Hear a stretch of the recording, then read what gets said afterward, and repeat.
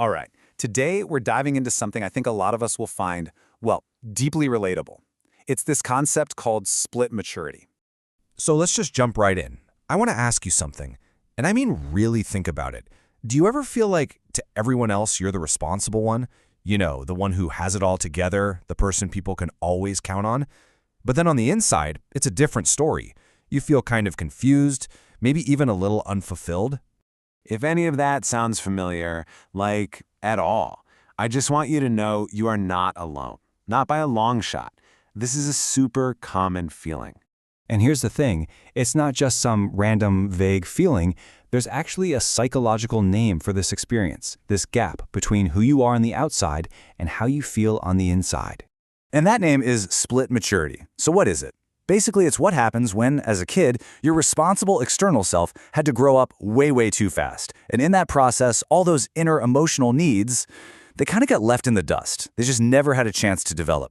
Think of it like having two different versions of yourself running at the same time. You've got the overdeveloped self, that's the one everyone sees, competent, responsible, the one who gets all the praise for being so mature. But then there's the underdeveloped self. This is the part of you that feels confused, maybe a little empty, because its core needs were never really addressed. Okay, so the big question is, how does this even happen, right? How do you end up with this split in the first place? Let's get into the origin story.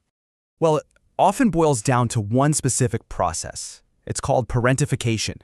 And this quote really nails it. It's what happens in situations where children had to manage emotions before they were ready.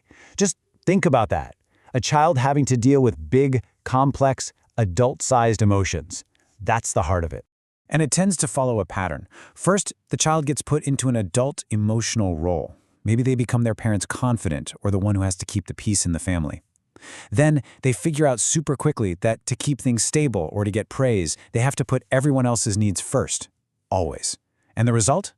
Their skills for managing the outside world become amazing, but their own inner self, it gets totally left behind. So that's how it starts. But what are the long-term effects? What happens when you grow up too fast? This is all about the unmet needs that stick around. This chart really says it all, doesn't it? Imagine all your developmental energy as a pie. A whopping 85% of it goes into building those external skills, being responsible, being capable. That leaves just this tiny little 15% sliver for your own emotional needs. The imbalance is, well, it's huge. And this imbalance, it has real consequences in adult life. You know that feeling of being an imposter? Like any minute now, someone's going to figure out you don't know what you're doing? That's one. Or how about just not even knowing what you want or need? It can be really hard to pinpoint. And that's the paradox, right? You can have all this external success, but still feel confused or even empty inside. This is why. So we've laid out the entire architecture here, how this whole thing gets built, from the cause to the long-term effects. And just understanding that blueprint, that's a massive first step. So I'll leave you with this question.